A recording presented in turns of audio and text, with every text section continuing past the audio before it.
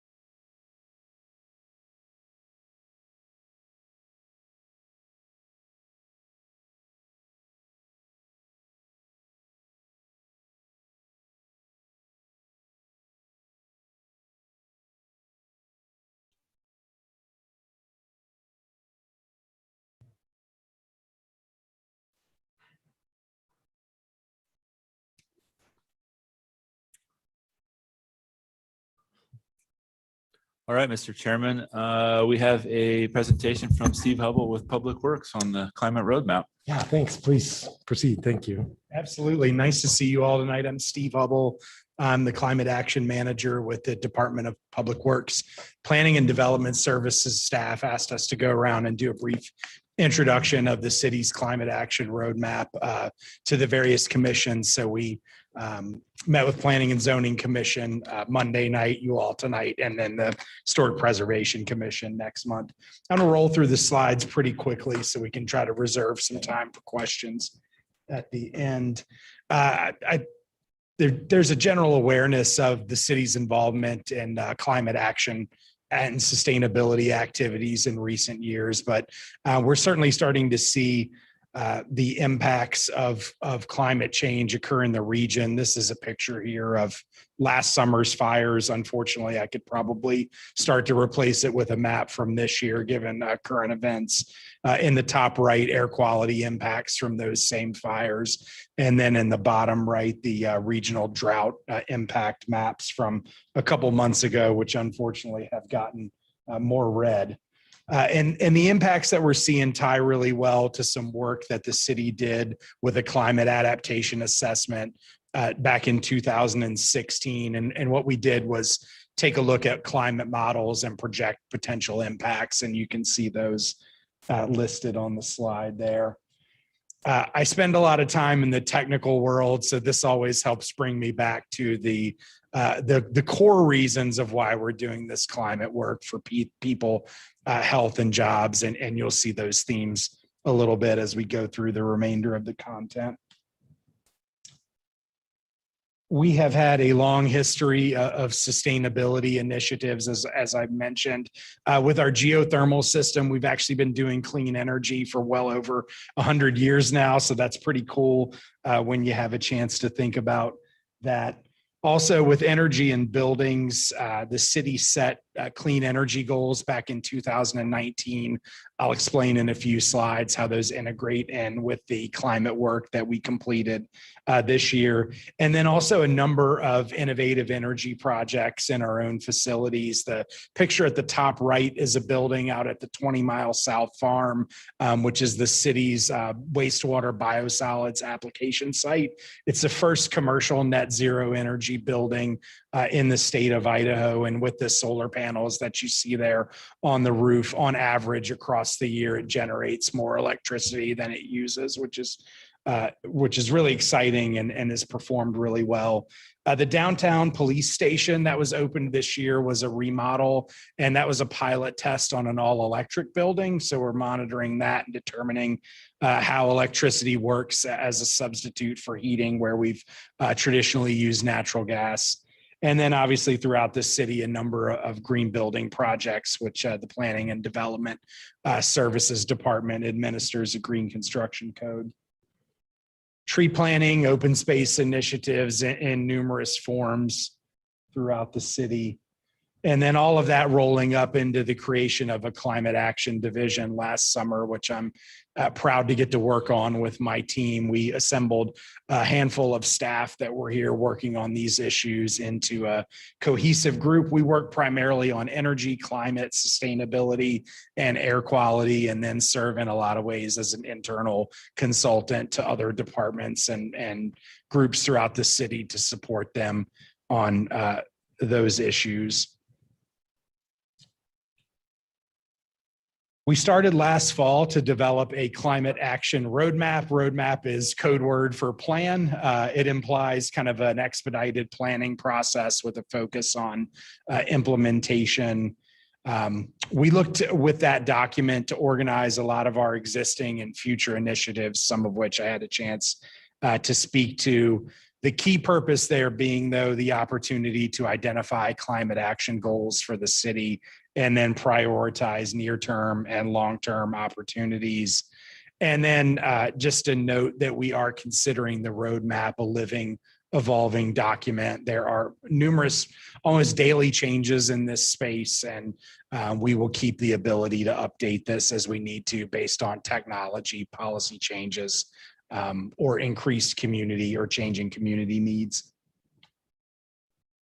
I'll walk through quickly the outline of the document. It starts with vision and goals. It builds on the city's vision to create a city for everyone, and then establishes two types of goals. The two that you see in the middle are what we call mitigation focus. So what we're trying to do there is reduce greenhouse gas emissions. And we've set two goals, one for our municipal operations, essentially the facilities and buildings that the city operates to be carbon neutral by 2035, and one that applies broadly to the community, carbon neutral by 2050. And then on the right, we also established a goal around resiliency and adaptation, just recognizing that there may be some changes coming that will come regardless of the efforts that we're able to make in mitigation. From there, we identified some guiding principles to advance equity, to improve health and wellness, and to grow the climate economy. And that ties directly back to that people, health, and jobs slide that you saw at the beginning. We mapped 7 priority areas. Again, a lot of these tie to programs that are already existing within the city operations, from energy, transportation, consumption, and waste, and then mapping them across a scale from those on the left where emissions reduction is the focus, and then those on the right where resilience is the focus. Last but not least, within all of those priorities, we have a number of different opportunities, and I'll show you a detailed slide on that in just a second. So how do we get to carbon neutral, and how do we measure that? So the city develops a greenhouse gas emissions inventory for our community. That's shown in the graphic there on the left. Greenhouse gases are primarily generated from the combustion of fossil fuels in our transportation system or the energy that we use in our buildings. And you can see how those are divided up in the pie chart there. As we work towards being carbon neutral, we're going to work first to reduce emissions. Where that may not be possible, following that, we'll look to either sequester or remove them, or look at offsets as a final option. And then probably the most important content on the slide is that community in action piece.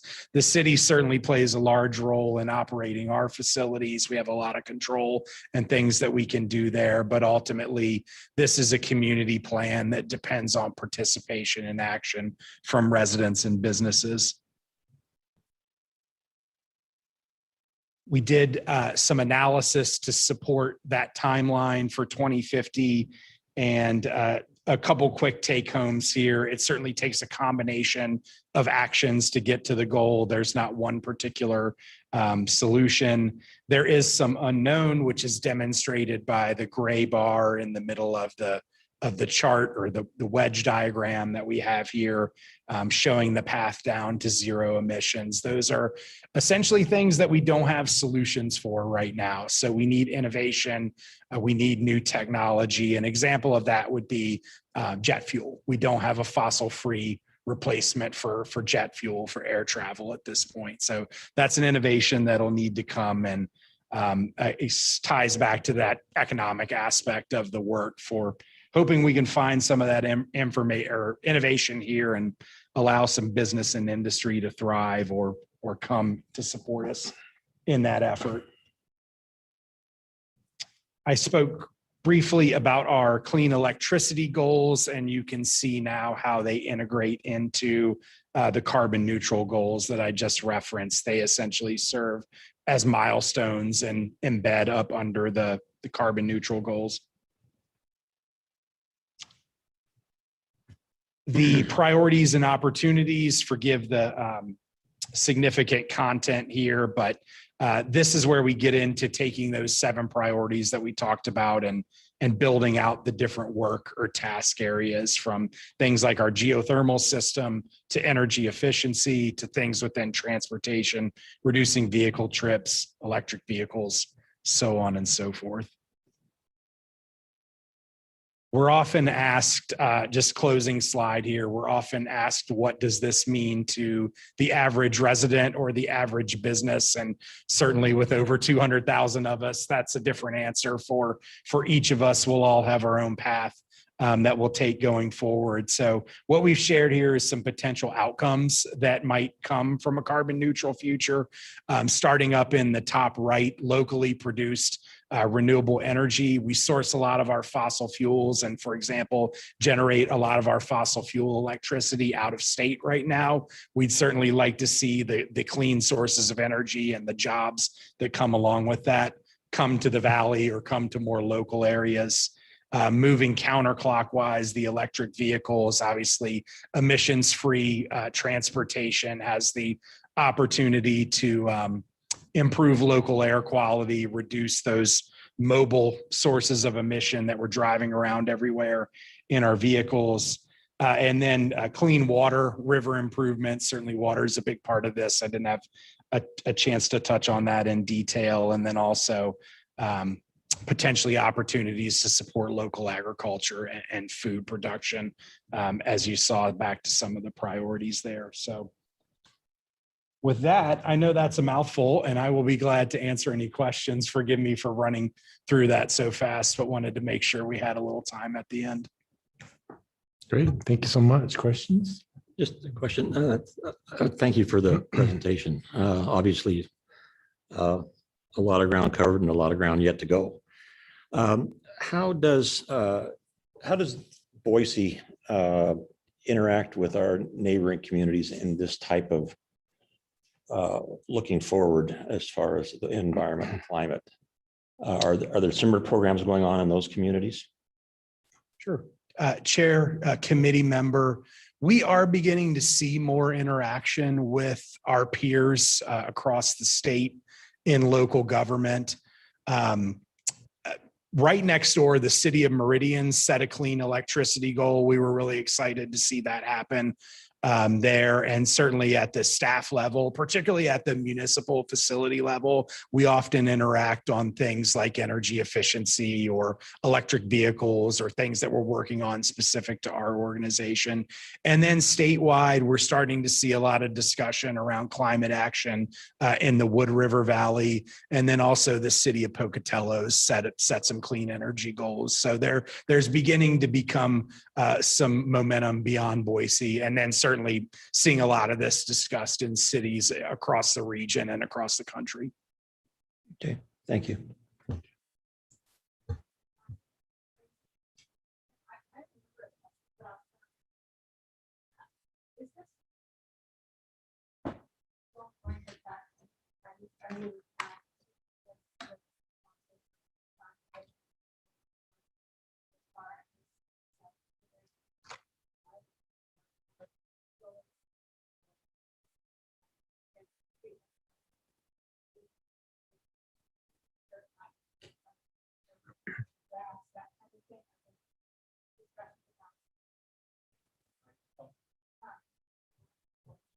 Are there discussions about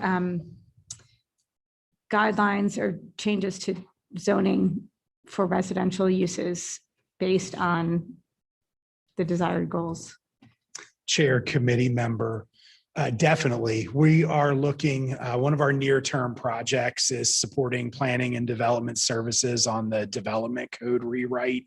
So we're looking into various options around some of the areas that you mentioned as the city works through that process. Okay, and can I? Glad to elaborate on anything in particular, but that's a good general answer. Yeah, that would be great. And then two other things that I just read about that are happening nationwide and was wondering if you're looking at them here. One is I've read about a few cities that are starting to paint their streets white, and it significantly lowers the temperature of that area.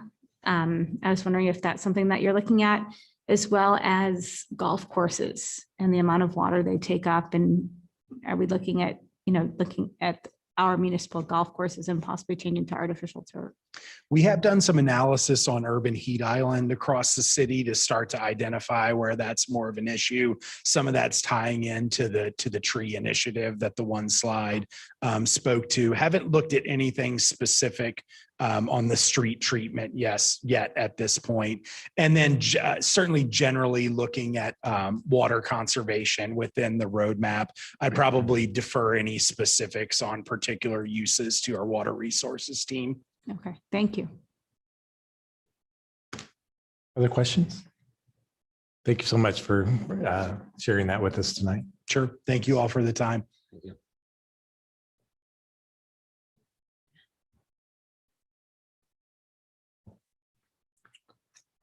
All right, Mr. Chairman, just a couple minutes. Yep. It'll be 6 and we'll get started. Okay, sounds good. Thanks, Josh.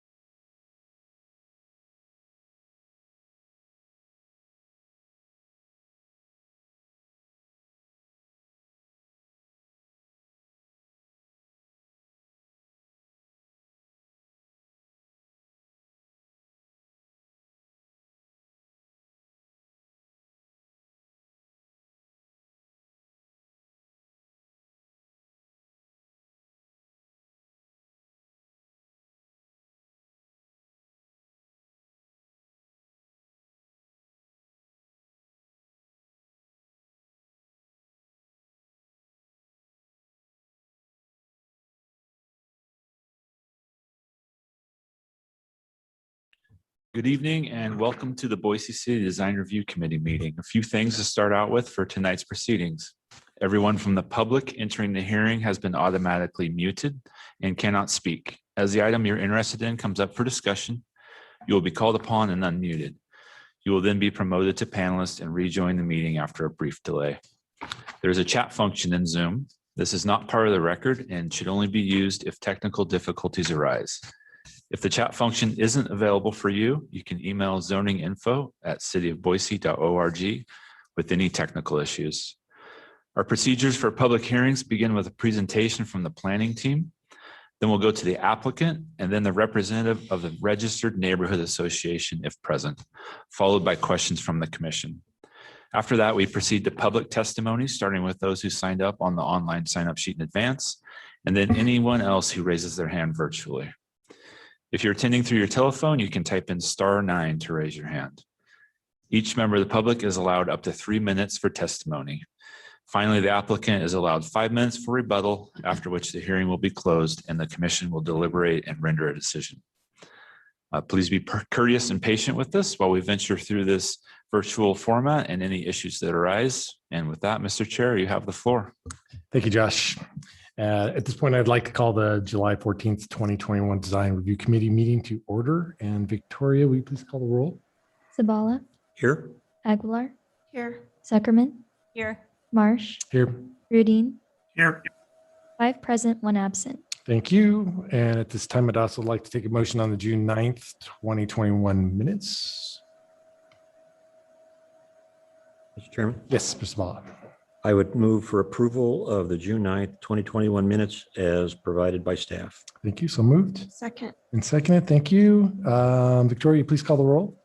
Sabala, Aye. Aguilar, Aye. Zuckerman, Abstain. I wasn't here. Marsh, Aye. Rudine. I'll abstain. I don't believe I was present. Motion carries 3 in favor. Thank you.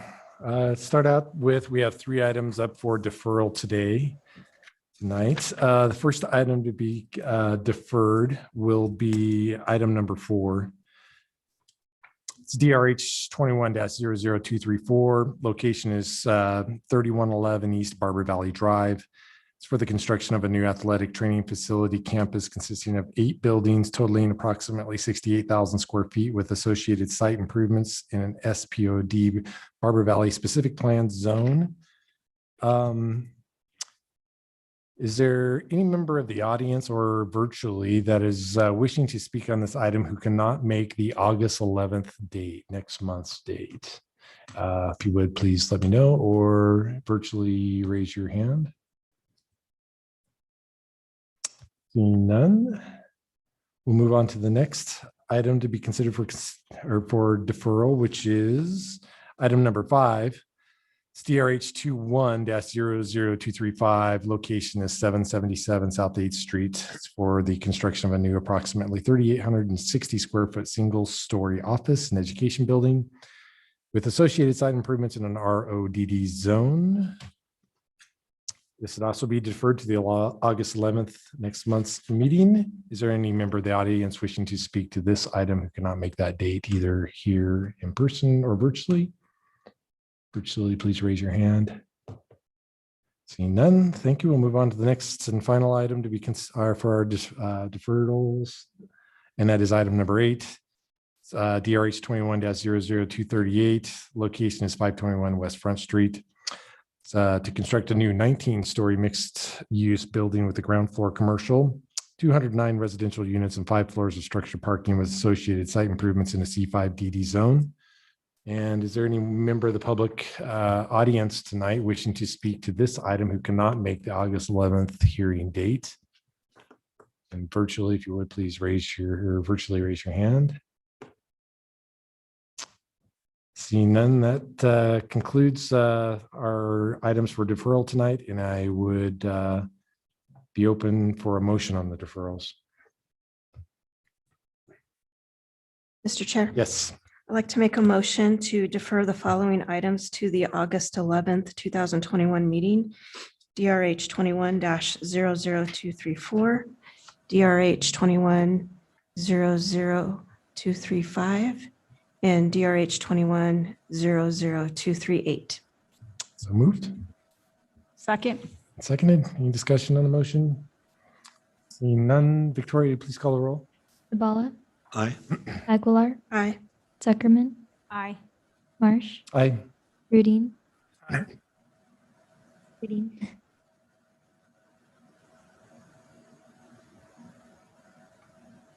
Might have been muted. Can you repeat that? Oh, I said aye. Sorry. That's okay. Thank you. All in favor, motion carries. Thank you. Next up is our consent agenda items to be considered. And we have several items to be considered tonight. First item to be considered on the consent agenda is item number 1. It's DRH 21-00207. Location is 3100 East Barber Valley Drive for the construction of a new approximately 8,426 square foot single-story medical office building with associated site improvements in an SPOD zone. Is the applicant present here or virtually? Yes, I am virtually. Thank you. Are you in agreement with the recommended conditions of approval? Yes, I am. Thank you. And are there any members of the public in the audience here wishing to testify in opposition to this item?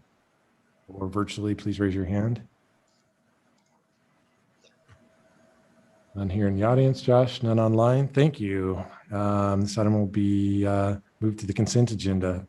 Second item to be considered is item number 2, DRH 21-00218. Location is 519 South Roosevelt Street for the construction of a new 2-story garage with living space above on a substandard lot of record with no alley access in an R1C zone. Is the applicant present tonight? Hi. Okay, thank you. Are you in agreement with the recommended conditions of approval? Thank you. Please let the record show the applicant is in agreement. Are there any members of the public wishing to testify in opposition to this item tonight? Virtually, if you would, raise your hand. Seeing none in the audience. None virtually. Thank you. Seeing none, this item will be moved to the consent agenda. Third item to be considered is item number 3. It's DRH 21-00233. Locations 11489 West Fairview Avenue. It's for the construction of a new approximately 5,500 square foot single story commercial flex building with associated site improvements in a C2D zone. Is the applicant present? Yes. Are you in agreement with the recommended conditions of approval? Please let the record show the applicant is in agreement. Are there any members of the public in the audience wishing to testify in opposition to this item tonight or virtually? Please raise your hand. Seeing none in the audience and no virtuals, this item will be moved to the consent agenda. Next item to be considered is item number 6. DRH 21-00236. Location is 3076 East Barber Valley Drive. It's for the construction of a new approximately 3,600 square foot single story banking building with associated site improvements in an SPO2 zone. Is the applicant present? Maybe virtually?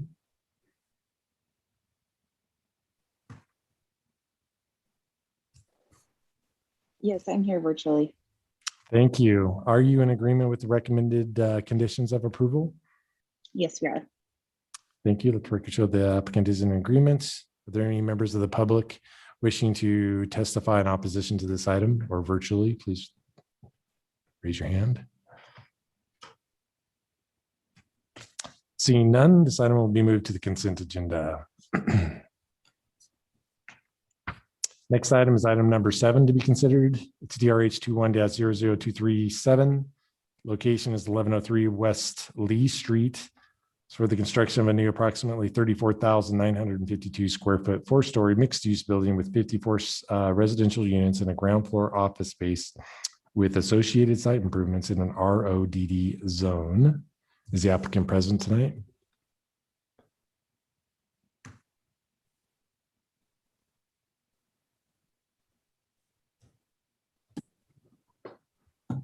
Yes, I'm the applicant. Thank you. Are you in agreement with the recommended conditions of approval? Yes, sir, we are. Thank you. Are there any members of the public wishing to testify in opposition to this item? Either in the audience or virtually, please raise your hand. Seeing none, this item will be moved to the consent agenda. And the final item to be considered is item number 9. It's DRH 21-00240.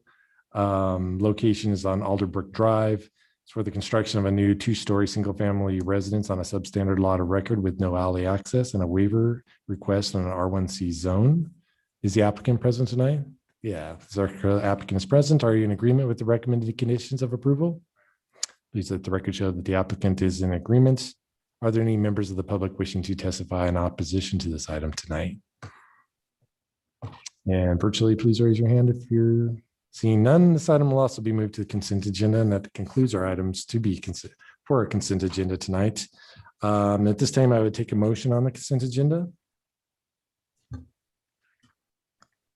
Mr. Chair, Yes, Ms. I'd like to make a motion to move the following items to the consent agenda.